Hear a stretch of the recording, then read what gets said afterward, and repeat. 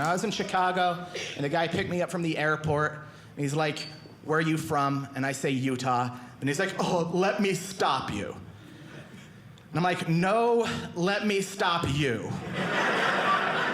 No to everything you're about to ask me, okay? No, I don't have 10 wives. No, I don't wear magic underwear. No, I don't know what planet God lives on. Just shut up, you predictable basic hack, okay? And then he's like, "Well, I was just gonna ask if you ski." Entertainers here in Utah are finding big breaks on the comedy stage. Meet two comedians, Brooke Tennyson and Andy Gold, whose jokes often center around Utah's perceived culture and religion. Come backstage with us to get a closer look at how these jokes are formed for different audiences. Plus, learn what it takes to toe the line between funny and offensive in Utah. I'm Liz Adiola, and this is Utah. From clean to not so clean comedy, comedians are bringing crowds together for a good laugh. And they make it look easy. I found out it certainly is not. Here's a special shout out to our sponsors. Thanks for your support.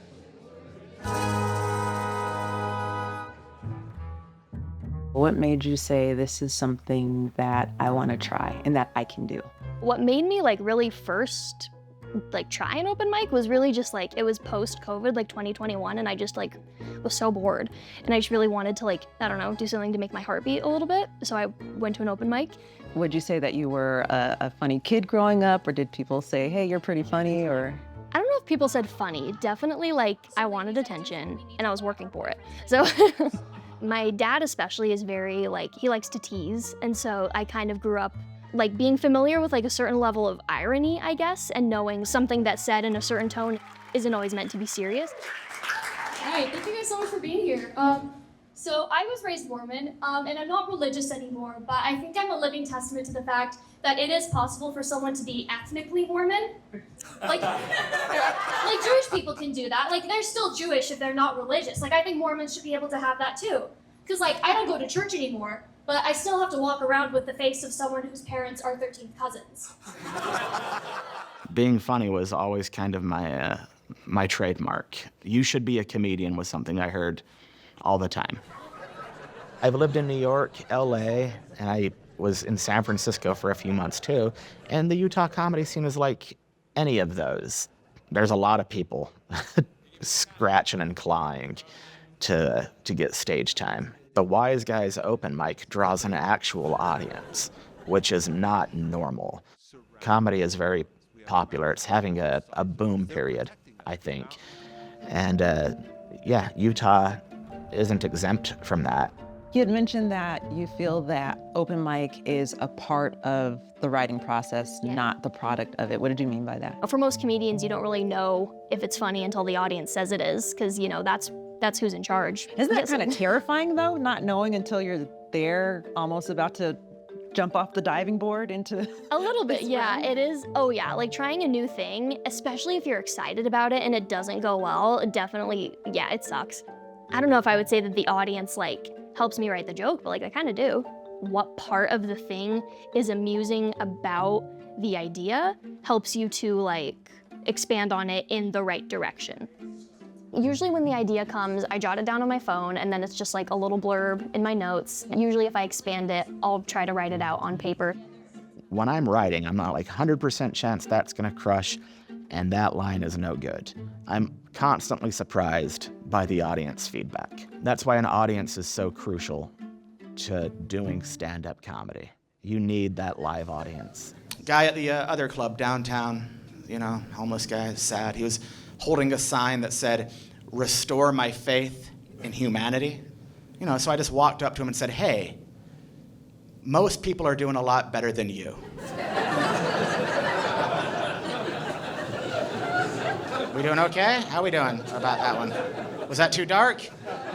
People ask, did you do it at home in front of a mirror or anything like that? No, that's like air guitar. The audience responds and then you adjust accordingly. Let's get right to the meat and potatoes of it then, shall we? Let's do it. I'm a recovering heroin addict. Anybody else? Anybody not in recovery but currently using heroin? Anybody actively? People are thrown by it because I don't really look the part. This whole thing ain't really screaming heroin addict. I look more like a bully from a 1990s Disney movie.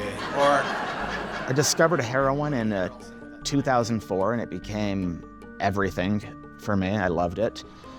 And the turning point was in October 21st, 2009, when I overdosed, stayed in the hospital for 1 week in the intensive care unit, and left directly from the hospital to rehab.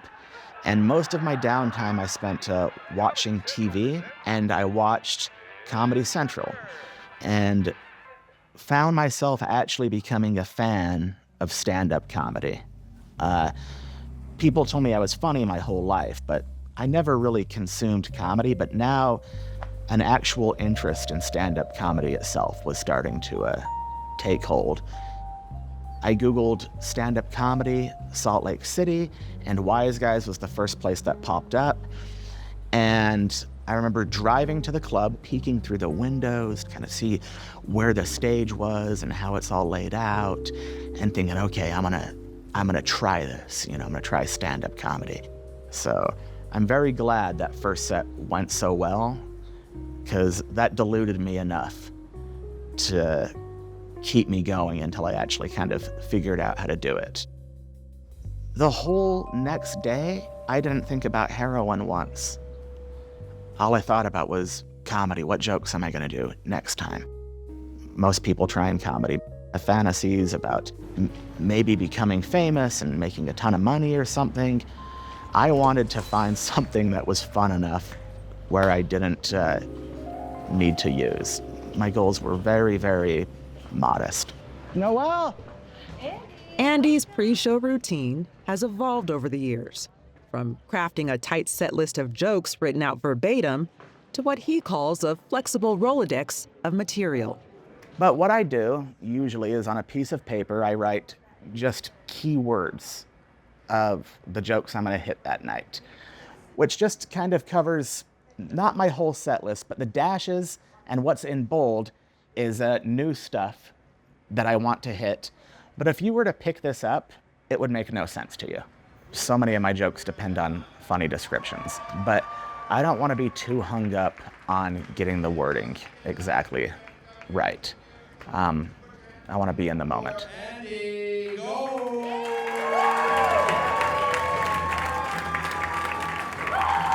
I feel good about making people happy. I like people driving home and saying, hey, I'm glad we did that tonight. Timing and pulling the right punches are often key ingredients in landing a good comedy set.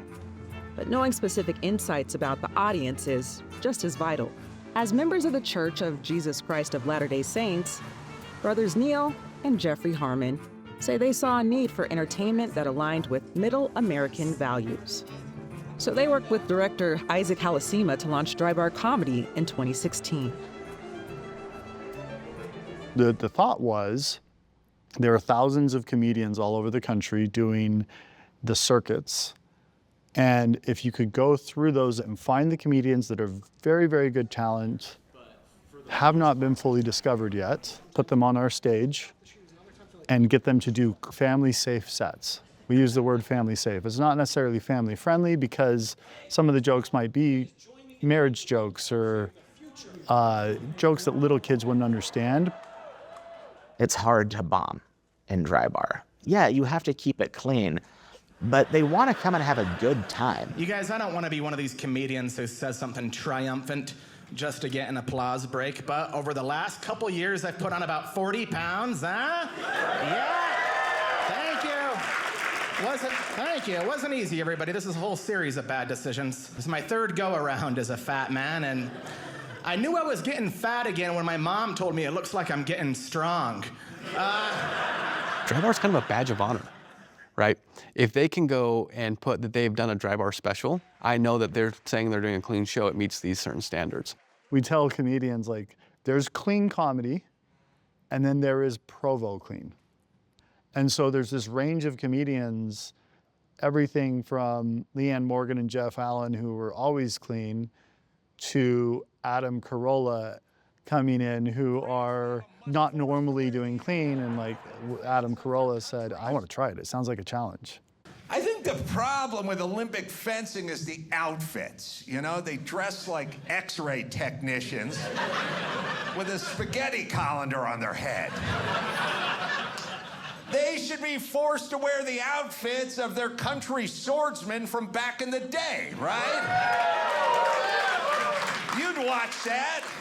France would have a musketeer, you know, a guy with a boot up to here and a suede vest and a felt hat with a feather in it. Japan would have a samurai. United States, a homeless guy with a machete. So when we film a season here at Dry Bar, we'll have anywhere in a year, anywhere from 50 to 60 specials filmed, up to 110 specials filmed a year. Yeah, we can crank out a lot. We're headed to Boomerangs in Mill Creek to an open mic. I haven't been to this one before, so we're gonna go check it out. Most comedians hit the stage anywhere from dozens to hundreds of times per year to perfect their craft. Brooke says her goal is to do 5 open mic nights per week and shares how it feels to tell jokes to a live audience. It's so nice, but it's also so fleeting because then like you get the laugh and it's like, oh good, that worked. But then it's like, okay, what about that worked? All right, let's go. And yes, that is me for some inexplicable reason, signing up to try stand-up comedy for the very first time. So what's going through your mind right now? Yeah, mostly just wondering like, ooh, I hope like some more people show up, more audience members would be cool. Just kind of feeling out. Yeah, I haven't been to this bar before, so just kind of feeling out the vibe. What is usually the time frame or the time limit that you have at open mics?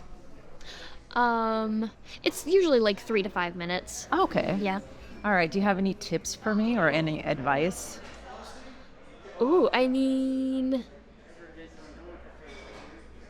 oh man, for your first open mic? Yeah, you just have to do it. Just have to do it. Just I guess rip the Band-Aid off and get up there. Yeah, and if it goes terrible, never have to show your face in here again. Good evening, good evening. My name is Liz Adiola, and when I was about 9 years old, I fell in love with one of the elves from the Rice Krispies box. It was Pop. You know who it was. Pop was a looker. I was in love with Pop. I would dedicate my heart to Pop, and I wanted to run away and be with Pop forever. And there's actually a whole thread on Reddit of people who would love to go on a date with cereal box mascots. And I started swiping through the comments and what people were saying, and then it got dark, and I was like, okay, we're not the same. This is a different crowd that is into some weird stuff. Thank you for not booing me off the stage, and that is my time. Have a good night. I've lost some weight recently. I've lost about 70 pounds, which is, yeah, it's like an interesting thing because I look different, right? So obviously people notice and they want to make comments. And some people aren't very tactful about it. Like I had this one guy say to me, he said, he started off super strong with just like, hey, did you lose a shit ton of weight? Which first of all, kind of unnecessary, but I was like, I think I have the worst body type on the system because my body type is apple. How would you describe their shape? Round, yeah, exactly. Not unlike the Earth. So that makes me feel real good. See, wasn't that funnier when I weighed 70 pounds more than it was? Yeah, there was a better joke back then. I can't really do it anymore. Especially when you're trying a bunch of new stuff in one night and then none of it goes great. It's really easy to be like, oh, okay, I guess I'm just not actually funny. I guess I've just been kidding myself this whole time. And about every 2 weeks, I'll feel like that. And then you just have to keep believing in yourself and keep going to mics. and then at some point you get better. And I think that'll go ahead and be my time. Thank you so much. Oh, you guys, thank you so much. I had so much fun with you here tonight. I had a great time. Thank you for coming out.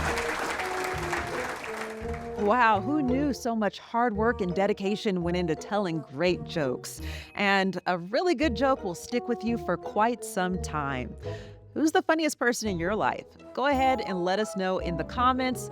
Also, go ahead and check out another This Is Utah video. The link is right there on your screen. And be sure to hit the like and subscribe button so you never miss out on an upload.